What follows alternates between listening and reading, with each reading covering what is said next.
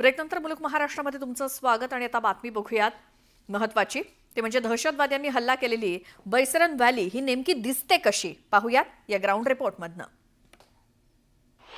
News 18 लोकमतची team पोहोचलेली आहे बैसनर व्हॅलीच्या एका उंच मचाणावरती। या उंच मचाणावरनं आपल्याला टॉप अँगलने संपूर्ण परिसर जो आहे तो आता आपण आधी पाहणार आहोत। आपण समोर दृश्य पाहतो ही बैसनर व्हॅलीचा हा संपूर्ण गवताळ प्रदेश आहे। अतिशय सुंदर असा प्रदेश आहे। आपल्या सर्वांना कल्पना आहे या संपूर्ण प्रदेशाला एक मिनी स्वित्झर्लंड म्हटलं जातं आणि त्यामुळे मोठ्या संख्येने पर्यटक जे आहेत ते येत असतात, आनंद घेण्यासाठी पर्यटनासाठी येत असतात। संपूर्ण अतिशय सुंदर असा प्रदेश आहे। चारही बाजूला अतिशय हिमशिखरं जी आहेत ते आभाळाला टेकलेली आपल्याला इथे पाहायला मिळतात। अतिशय सुंदर असा प्रदेश आहे आणि त्यांच्या मधोमध हा बैसनर व्हॅलीचा बैसनर खोऱ्याचा हा प्रदेश आहे आणि समोर आपण पाहायला मिळतो आपल्याला अतिशय विस्तीर्ण असा हा गवताळ प्रदेश आहे। त्यामुळे इथे खूप मोठे एक क्रीडा प्रकार जे आहेत स्पोर्ट्स ॲक्टिव्हिटी या पर्यटनाचे ते आपल्याला इथे पाहायला मिळतात आणि समोरच्या बाजूला इथे ज्या वेळेला इथे पर्यटनाचा आनंद घेत होते त्याच वेळेला अचानक अतिरेकी आले आणि त्यांनी अंधाधुंद असा हा गोळीबार केला, बेफाम गोळीबार केला।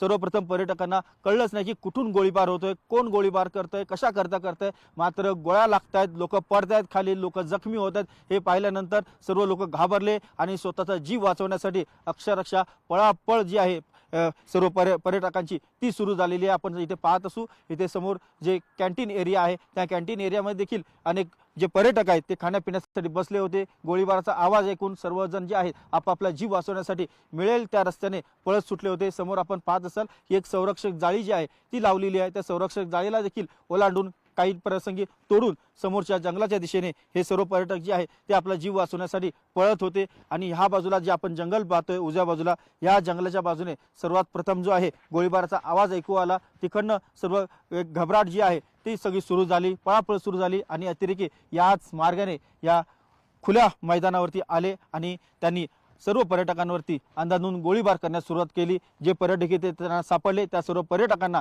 त्यांनी त्यांचं नाव विचारलं, त्यांचा धर्म विचारला, त्यांना कलमा वाचायला येते की नाही हे पाहिलं आणि त्याच्यानंतरच ज्यांना कलमा वाचायला येत नाही अशा निरपराध भारतीय पर्यटकांवरती अंधाधुंद गोळीबार केला। आपण संपूर्ण हा जर परिसर पाहिला तर एक खुलं असं मैदान आहे, गवताळ प्रदेश आहे आणि या ठिकाणी पळण्यासाठी आणि लपण्यासाठी फारशी जागा नाही आहे।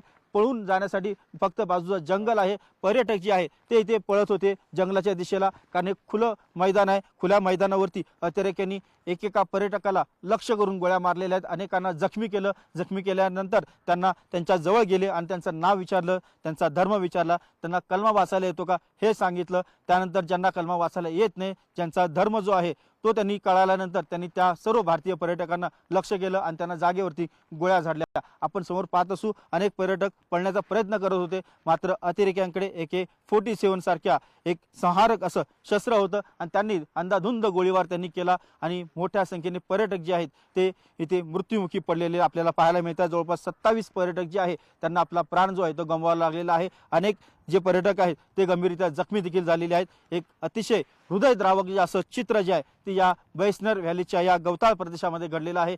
एक नंदनवन आहे, इथे आनंद घेण्यासाठी सर्वसामान्य भारतीय पर्यटक जे ते आले होते मात्र इथे आलेल्या पर्यटकांना आपला प्राण जो आहे तो गमवावा लागलेला आहे। इथे जे पर्यटक आपल्या कुटुंबियासह आले होते त्या कुटुंबियांना आपल्या डोळ्यासमोर आपले आप्तस्वकीयांना प्राण सोडताना पाहावं लागलेलं आहे। अतिशय विदारक असं हे चित्र होतं। हे चित्र पुन्हा या भारतात पाहायला मिळू नये अशी इच्छा सर्व भारतीय व्यक्त करतात आणि या थरारक घटनेचा या नरसंहाराचा भारतीय लष्कराने लवकरात लवकर बदला घेतला पाहिजे अशी इच्छा अशी मागणी भारतीय लष्कराकडे प्रत्येक भारतीय करताना पाहायला मिळतोय।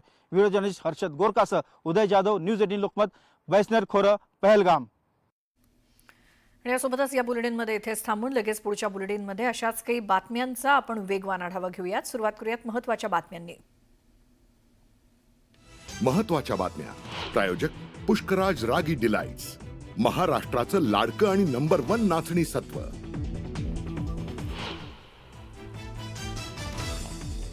पहलगाम हल्ल्याचा मास्टरमाइंड आदिल हुसेन ठोकरचा युद्ध पातळीवर शोध सुरू।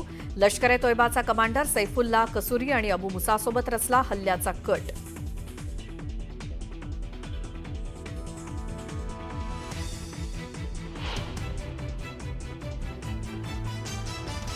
दहशतवादाविरोधात अमेरिका भारतासोबत पहलगाममधील हल्ला ही एक मोठी चूक। अमेरिकेचे राष्ट्राध्यक्ष डोनाल्ड ट्रम्प यांचं वक्तव्य। दहशतवाद्यांना पकडण्यात मदत करू, गुप्तचर प्रमुखांचं आश्वासन।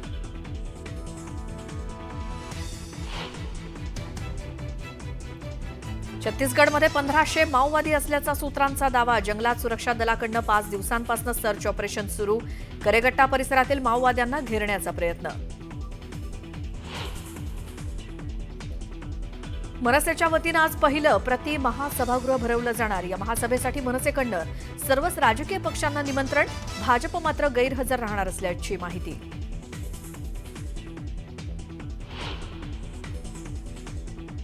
छत्रपती संभाजीनगरमध्ये पाण्यासाठी ठाकरेंच्या पक्षाचं आंदोलन. रिकामी घागर, पालखी आणि कीर्तन टाकीजवळ असं अनोखं आंदोलन.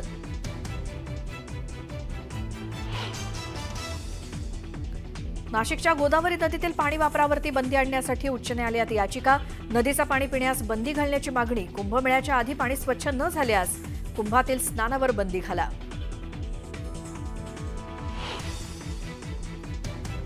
मालवणमधील छत्रपती शिवरायांच्या पुतळ्याचं काम 100% पूर्ण. मात्र काही कारणास्तव 1 मे रोजी होणारं उद्घाटन पुढे ढकलल्याची माहिती.